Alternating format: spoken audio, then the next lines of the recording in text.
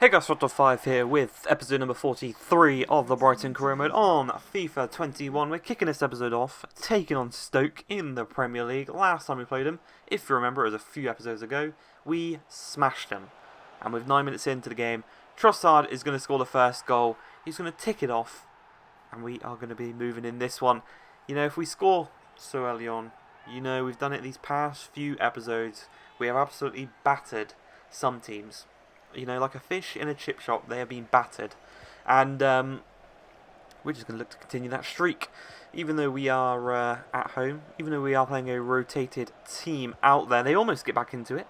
With a great save, though, from Sam Johnson, denying them the chance. And then Patrick Rose keeping it in play, denying them the chance of a corner. We're just going to try rest the boys, play some of the rotational lads. Because we are coming in now to kind of the business end of the season. And we need to start picking up some results if we want to stay top of the league. You know, we are top of the league, boys. But we want to stay there. We want to cement our position there. And we want to even maybe push away and pull away from a couple of the other teams. You know, Man City, Chelsea, Everton, Spurs. They're the four teams that are kind of chasing us right now. Most notably being Man City. But Priest does go down there in the 56th minute after we record him due to the sale of Riyad Mahrez. And he's gone down, and he's going to stay down, and he's going to be out for 7 months. He's done his ACL, and that could be a career-ruining injury for him there, because he had a lot of potential, and that might have just ruined his career. You know, at such a young age, having an ACL injury, it's going to be hard to get over. But we do eventually score a second goal. This game not quite as entertaining as the other time that we played Stoke, but we did get the same result, a 3 points coming with us. Adding them to the table. Cunha with a nice little goal at the end. He's been on really good form these past few episodes. I think he's got now 6 goals from last episode and now this episode. So that's really good to see. As we come into the Europa League, Thursday nights are back for Brighton. As you can see, 3 goals in his last 3 games for the Brazilian, the gold medalist. But we're taking on SC Braga in the first knockout round of the Europa League, a Portuguese team. They play a 3-4-2-1,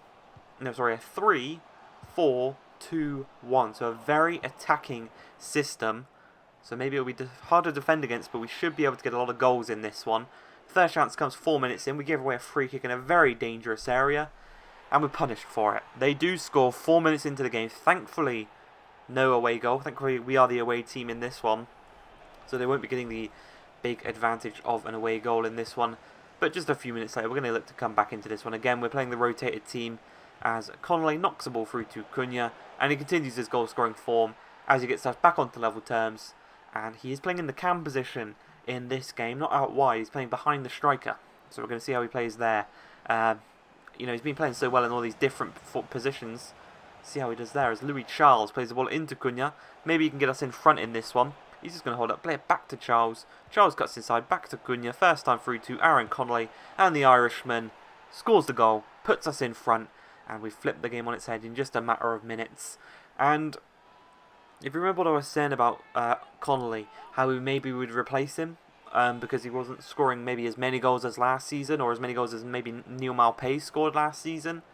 I think he's back to his good goal-scoring form, so he should be okay for next season, should we stay. Obviously, if we win the Europa League or the Premier League, we are going to be moving clubs in this save, just for the final few weeks left on FIFA 21. We're going to go for a new experience. Maybe a league we haven't done yet. I think we haven't done the Serie A yet. So if we can get an offer from a big Serie A team, we'll go and join them. And we'll have a bit of fun in Italy, opposed to spending the whole time in England. Because I think we've done Arsenal, and we've done now Brighton in England. We've done Borussia Dortmund in Germany. We haven't... we've done Monaco in France. We also did Newcastle in England. So there's 3 leagues right there that we've done. We need to do maybe a La Liga one, a decent La Liga one, and a Serie A team to also choose from. So if we can maybe find one of them, that would be brilliant.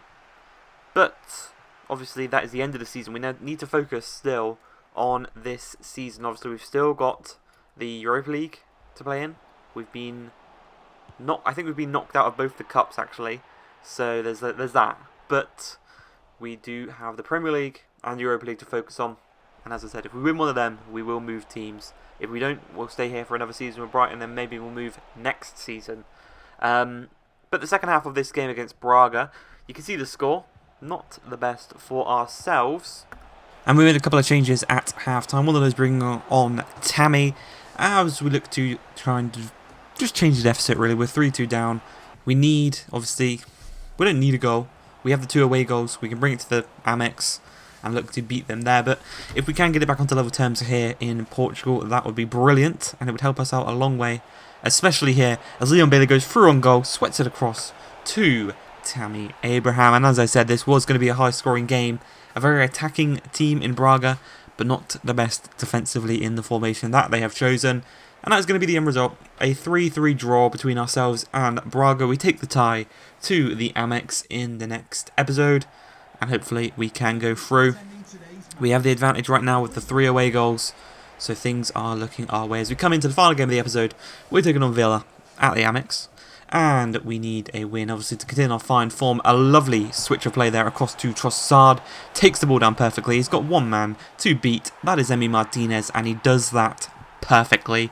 22 minutes into the game, we are 1-0 to the good. And it is that man, Trossard, playing out on the left-hand side. We've kept Cunha in the middle, and we've moved Trossard out onto that left attacking midfield spot.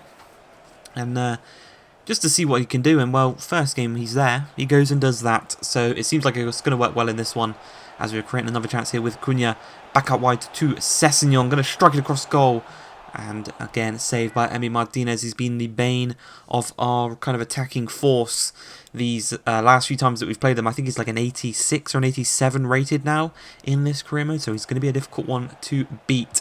You know, he was hard to score against even when he was in his lower ratings, but Tammy goes through on goal. He can sweat it across or shoot himself, and he went for the shot for himself. Maybe a bit selfish, but it did, unfortunately for us, go wide of the post, not allowing us to double our lead.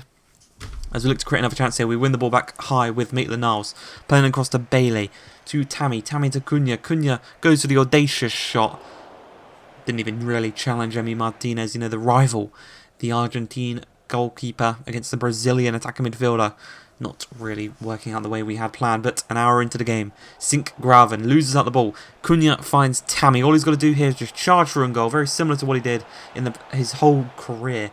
But instead he went for the fancy flick back to Cunha. Probably wasn't expecting it. Was probably expecting Tammy to take the shot there, but it didn't work again. We are still only 1-0 to the good, and this could come back to bite us later in the game as the Ox knocks through Leon Bailey. All he's got to do is sweat it across, but he was offside apparently there. As we look at the replay, look how close this one is. His knee is slightly offside, and it is deemed not allowed.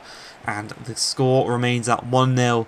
And with them coming on the attack in these final few minutes here, with Traore getting away from Sessegnon, forces Tomiyasu to come across. Kent is unmarked in the box, goes to the strike, but the block from Lewis Dunk denies them the chance of getting back onto level terms as we approach again these final few minutes. You can see how dominant Aston Villa have been in these last few minutes as Ailey Maitland-Niles plays it back to Johnson.